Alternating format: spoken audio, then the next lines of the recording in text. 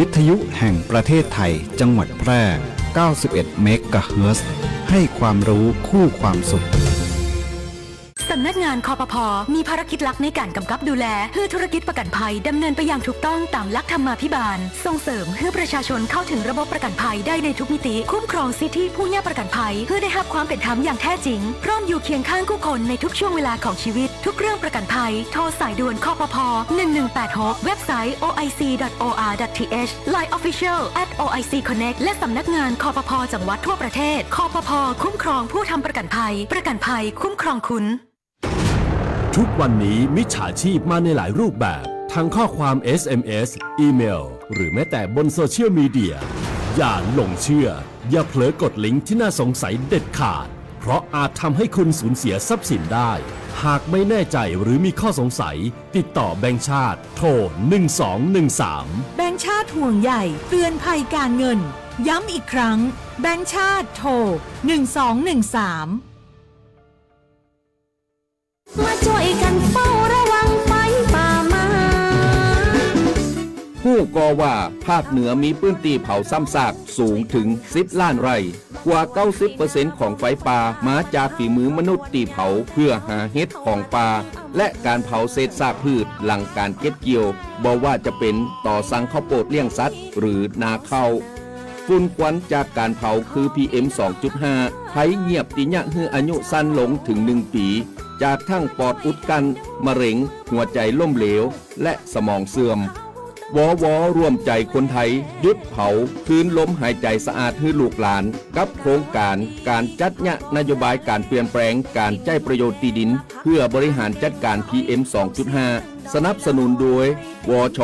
สำนักงานการวิจัยแห่งชาติช่วยกันรักษาบ้านสวนให้นาบ่ฮือไฟป่ามันเข้าขบวนยาวแต่เราเข้ามาทั้งอำเภอผมคิดว่าลองเสพแล้วมันจะไม่เป็นอะไรแต่ตอนนี้ผมเสียทั้งความไว้ใจและเสียอนาคตชีวิตอาจพลาดแต่ไม่ควรถูกทิ้งผู้ติดยาเสพติดสามารถเข้ารับการบำบัดรักษาและฟื้นฟูในสถานพยาบาลของรัฐเพื่อเริ่มต้นชีวิตใหม่ได้อีกครั้งพลาดได้รักษาได้ชีวิตไปต่อด้วยความปรารถนาดีจากสำนักงานประชาสัมพันธ์ที่ 3 กรมประชาสัมพันธ์คุณกำลังฟัง FM 91 เมกะเฮิรตซ์สถานีวิทยุกระจายเสียงแห่งประเทศไทยจังหวัดแพร่ให้ความรู้คู่ความสุข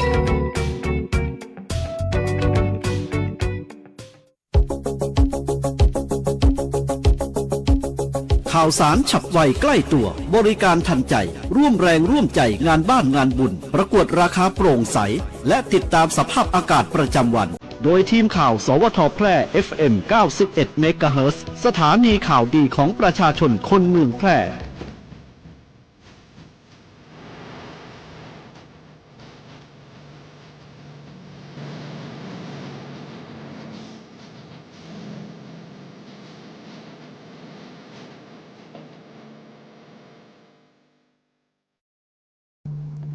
สวัสดีครับ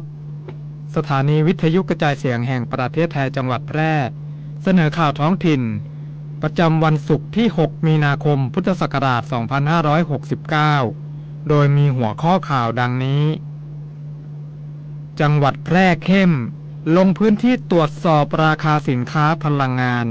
ป้องกันการฉวยโอกาสขึ้นราคากรมควบคุมโรคย้ำล้างแผลเร็วพบแพทย์ไวลดเสี่ยงเสียชีวิตจากโรคพิษสุนัขบ้าหลังพบผู้เสียชีวิตแล้ว2 รายในปีนี้จังหวัดแพร่เดินหน้าโครงการสัตว์ปลอดโรคคนปลอดภัย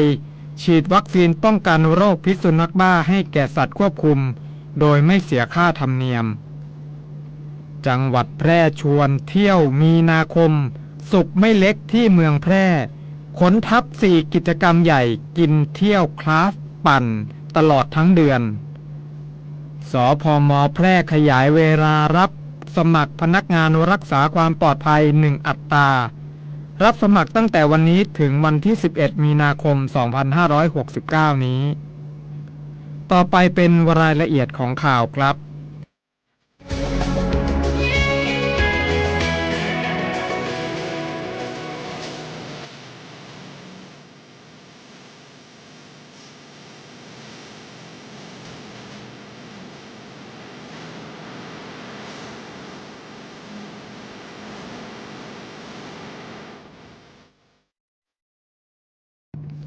จังหวัดแพร่เข้มลงพื้นที่ตรวจสอบราคาสินค้าพลังงาน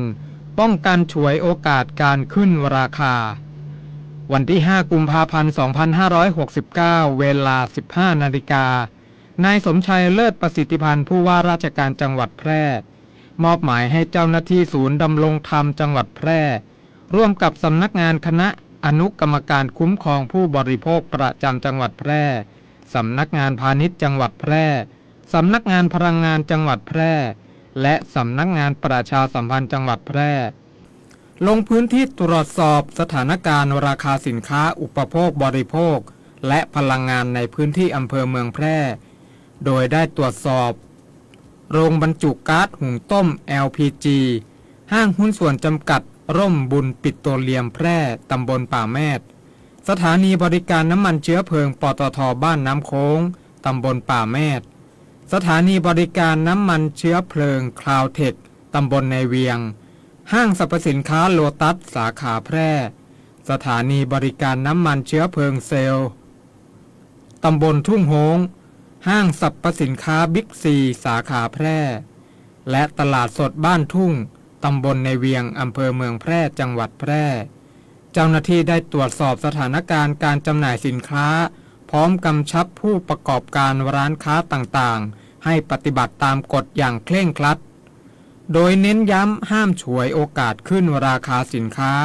ห้ามอ้างสถานการณ์ต่างประเทศเพื่อปรับราคาสินค้าโดยไม่มีเหตุอันสมควรห้ามกักตุนสินค้ารวมทั้งต้องบริการจัดหาสินค้าให้พอเพียงต่อความต้องการของประชาชนไม่ปฏิเสธการจำหน่ายและต้องปิดป้ายราคาสินค้าให้ชัดเจนเพื่อความโปร่งใสและเป็นธรรมต่อผู้บริโภคจากการตรวจสอบพบว่าผู้ประกอบการยังคงจำหน่ายสินค้าอุปโภคบริโภคในราคาปกติโดยมีการปรับขึ้นราคาโดยไม่มีการปรับขึ้นราคาแต่อย่างใดอีกทั้งยังมีปริมาณสินค้าเพียงพอต่อความต้องการของประชาชนและมีการติดป้ายแสดงราคาสินค้าอย่างชัดเจนทั้งนี้หากพบการกระทำผิดกฎหรือการเอาเปรียบผู้บริโภคเจ้าหน้าที่จะดำเนินการตามกฎหมายอย่างเคร่งครัดต่อไปกรมควบคุมโรคย้ำล้างแผลเร็วพบแพทย์ไวลดเสี่ยงเสียชีวิตจากโรคพิษสุนัขบ้าหลังพบผู้เสียชีวิตแล้ว2 รายในปีนี้กรมควบคุมโรคกระทรวงสาธารณสุขประกาศเตือนประชาชนให้ตระหนักถึงอันตรายของโรคพิษสุนัขบ้าซึ่งหากติดเชื้อและแสดงอาการแล้วจะเสียชีวิตทุกรายโดยเน้นย้ำหัวใจสำคัญคือการล้างแผลเร็วและการพบแพทย์ให้ไวเพื่อลดความเสี่ยงในการเสียชีวิตอย่างมีประสิทธิภาพกรมควบคุมโรคได้ให้คำแนะนำเพื่อป้องกันการถูกสุนัขกัดด้วยคาถา5 ยอดังนี้ 1. อย่าแย่อย่าทำให้สุนัขโกรธหรือโมโห 2. อย่าเหยียบสุนัขหรือทำให้สุนัขตกใจ 3. อย่าแยกอย่าใช้มือเปล่าแยกสุนัขที่กำลังกัดกัน 4. อย่าหยิบชามอาหารหรือขณะที่สุนัขกำลังกินอาหาร 5. อย่ายุ่งคืออย่ายุ่งกับสุนัขที่ไม่รู้จักหรือสุนัขนอกบ้านข้อปฏิบัติทันทีหากถูกสุนัขหรือแมวกัดหรือข่วนคือการล้างแผลรีบล้างแผลด้วยน้ำสะอาดและสบู่อย่างเบามือด้วยเวลาประมาณ 10-15 นาทีและใส่ยาเช็ดแผลให้แห้งแล้วใส่ยาฆ่าเชื้อเช่นเบตาดีนและปิดแผล 3. กักสัตว์ที่กัดเพื่อดูอาการอย่างน้อย10 วันหากสัตว์เสียชีวิตให้รีบแจ้งปศุสัตว์เพื่อส่งตรวจหาเชื้อ 5. รีบไปพบแพทย์ทันทีเพื่อพิจารณารับวัคซีนป้องกันโรคพิษสุนัขบ้าและต้องฉีดวัคซีนให้ครบตามที่แพทย์นัดทุกครั้งกรมควบคุมโรคขอความร่วมมือเจ้าของสัตว์เลี้ยง นำสัตว์เลี้ยงไปฉีดวัคซีนป้องกันโรคพิษสุนัขบ้าเป็นประจำทุกปีเพื่อร่วมกันขับเคลื่อนประเทศไทยให้ปลอดจากโรคพิษสุนัขบ้าอย่างยั่งยืนหากมีข้อสงสัยสามารถสอบถามข้อมูลเพิ่มเติมได้ที่สายด่วนกรมควบคุมโรคหมายเลข1422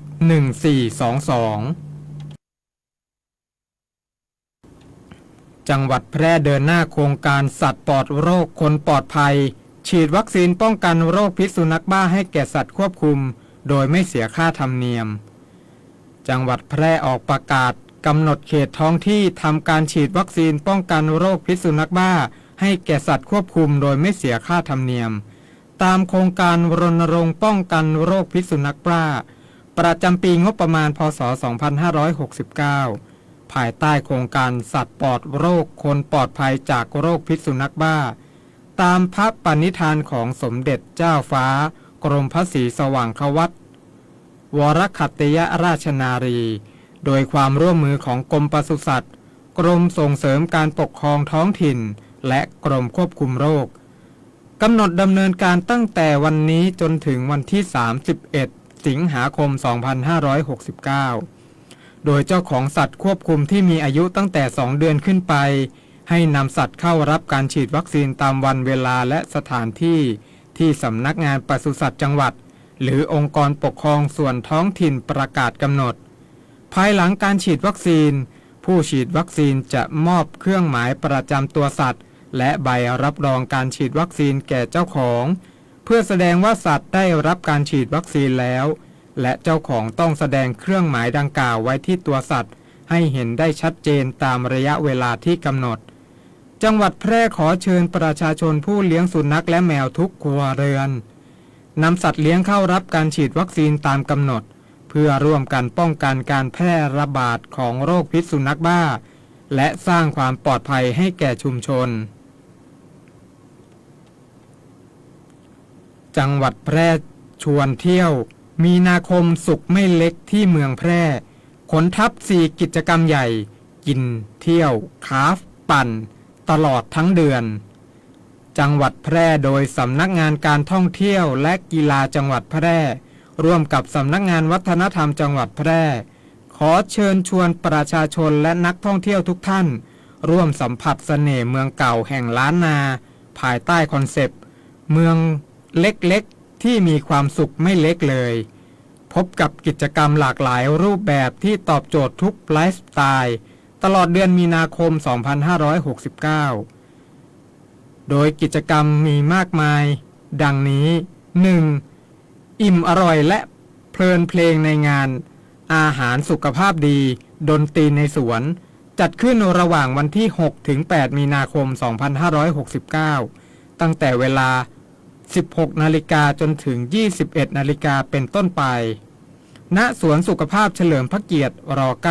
9กิจกรรมที่ 2 ชมงานศิลป์ในงาน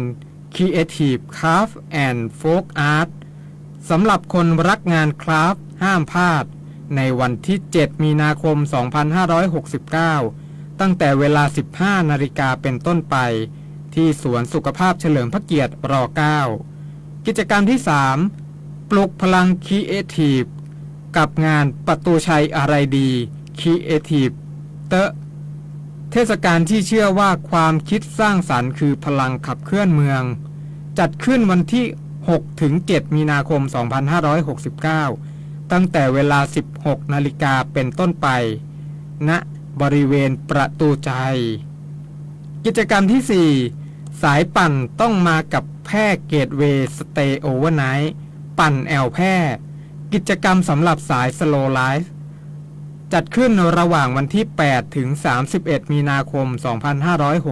2569 สามารถสอบถามข้อมูลเพิ่มเติมได้ที่สำนักงานการท่องเที่ยวและกีฬาจังหวัดแพร่หมายเลขโทรศัพท์ 054-521-127 และหมายเลขโทรศัพท์ 054-521-118 ในวันและเวลาราชการหรือสามารถติดตามทางช่องทางออนไลน์ได้ที่ททสำนักงานแพร่สพม.แพร่ขยายเวลารับสมัครพนักงานรักษาความปลอดภัย1 อัตรา รับสมัครตั้งแต่วันนี้จนถึงวันที่ 11 มีนาคม 2569 นี้สำนักงานเขตพื้นที่การศึกษามัธยมศึกษาแพร่ประกาศรับสมัครบุคคลเพื่อคัดเลือกเป็นพนักงานจ้างเหมาบริการในตำแหน่งพนักงานรักษาความปลอดภัยจำนวน1อัตราค่าจ้าง 9,000 บาทต่อเดือนมีหน้าที่ในการป้องกันและดูแลทรัพย์สินของทางราชการอำนวยความสะดวกแก่ผู้มาติดต่อจัดการจราจรภายในสำนักงานตรวจตาความเรียบร้อยและปฏิบัติงานอื่นตามที่ได้รับมอบหมายคุณสมบัติเบื้องต้นของผู้สมัครคือมีสัญชาติไทยมีวุฒิการศึกษาตั้งแต่ระดับประถมศึกษาปีที่ 6 ขึ้นไปอายุระหว่าง 25-65 ปีมีร่างกายแข็งแรงไม่เป็นโรคต้องห้ามและสามารถปฏิบัติงานตามเวลาราชการได้ผู้สนใจยื่นใบสมัครด้วยตนเองพร้อมหลักฐานรูปถ่ายสำเนาวุฒิการศึกษาสำเนาบัตรประชาชนทะเบียนบ้านและใบรับรองแพทย์ติดต่อที่กลุ่มบริหารงานบุคคล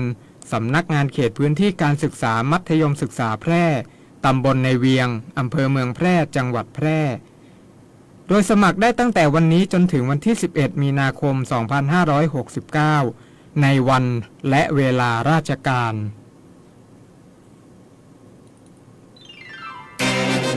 กฎหมายง่ายจังแค่ฟังก็เข้าใจโดยสำนักงานกิจการยุติธรรมตอนโอนตังปุ๊บบล็อกเฟซปั๊บทำไงดีโอ้ยอะไรเนี่ยหงุดหงิดไหนมันเป็นยังไงไหนลองเล่ามาซิหงุดหงิดแต่เช้าเลยก็ฉันเนี่ยเพิ่งสั่งซื้อครีมทาหน้ามือหอยทากจากเพจ Facebook มา ตอนแรกฉันก็นึกว่าสั่งนิดเดียวโอนตังไปก็ยังได้ของอยู่แต่ครั้งล่าสุดมาเนี่ยเขาบอกว่าถ้าฉันซื้อเยอะเขาจะลดให้แล้วก็มีของแถมมาอีกด้วย ฉันเนี่ยตาลุกวาวเลยโอ้โหอย่างนี้ก็ดีเลยสิดีกับผีนะสิพอฉันโอนตังไปปุ๊บคนขายบล็อกเฟซฉันปั๊บเลยจ้าทำไงดีเนี่ยเงินก็ไม่ใช่น้อยๆนะเนี่ยไม่ต้องห่วงค่ะแบบนี้เนี่ยคนที่ขายผิดอยู่แล้วเพราะเป็นการทุจริตนำข้อมูลเท็จเข้าสู่ระบบคอมพิวเตอร์และทำให้ผู้อื่นได้รับความเสียหายผิดกฎหมายคอมพิวเตอร์ค่ะต้องโดนลงโทษจำคุกไม่เกิน5 ปีหรือปรับเงินไม่เกิน 100,000 บาทหรือทั้งจำคุกทั้งปรับเงินและยังผิดฐานฉ้อโกงประชาชนด้วยต้องโดนลงโทษจำคุกไม่เกิน3 ปีหรือปรับเงินไม่เกิน 60,000 บาทหรือทั้งจำคุกทั้งปรับเงินค่ะเอาเรื่องให้ถึงที่สุดเลยจะได้กวาดล้างให้หมดคิดว่ายังมีคนเสียหายอีกหลายคนกะว่าจะหน้าใสฉ่ำแดงเหมือนเด็กสักหน่อยหากสงสัยเรื่องกฎหมายหรือได้รับความไม่เป็นธรรมติดต่อสำนักงานยุติธรรมจังหวัดทั่วประเทศหรือโทรสายด่วนยุติธรรม1111กด77นะ จะบอกให้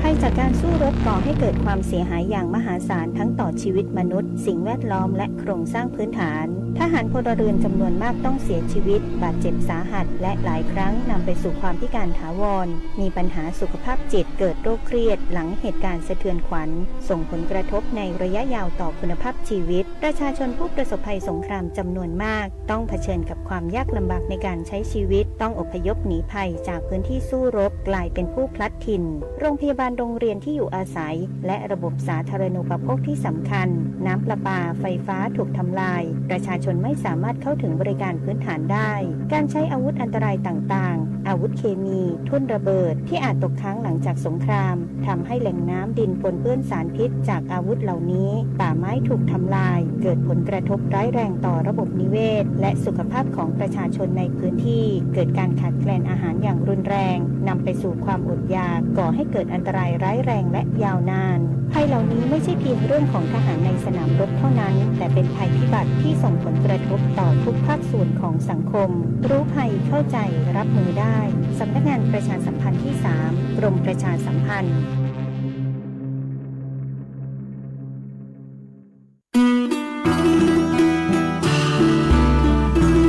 มอห้อมไม้ซักถิ่นหักพระล้อจ่อแฮสีเมืองหรือเหลื่องแพะเมืองผีขนแป่นี่ใจงามเจ้าจังหวัดแป่ขอต้อนรับนักท่องเที่ยวทุกท่าน ตีมาเยือนหมู่เฮาด้วยความยินดียิ่งเจ้า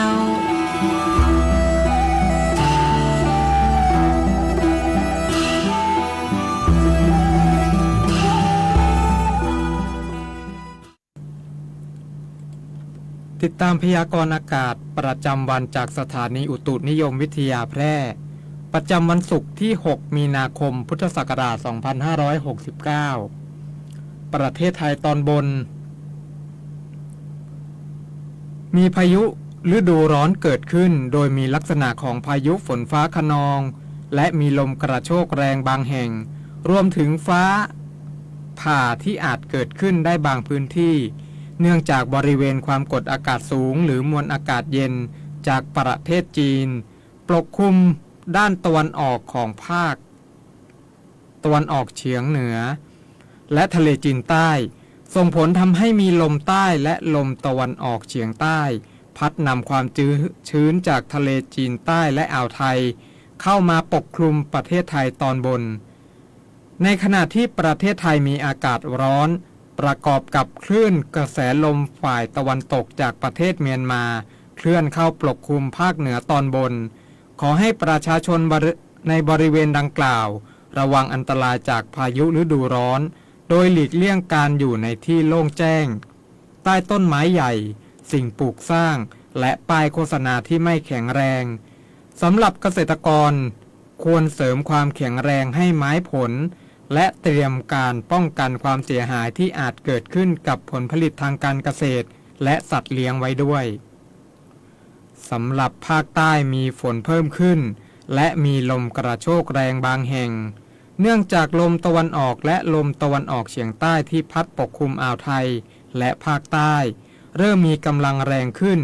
ประกอบกับลมฝ่ายตะวันตกพัดปกคลุมทะเลอันดามันส่วนบริเวณอ่าวไทยตอนล่างและทะเลอันดามันมีคลื่นสูงประมาณ1เมตร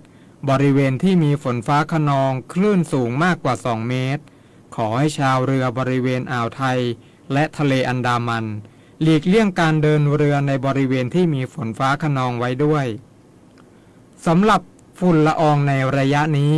ภาคเหนือภาคกลางรวมทั้งกรุงเทพมหานครและปริมณฑล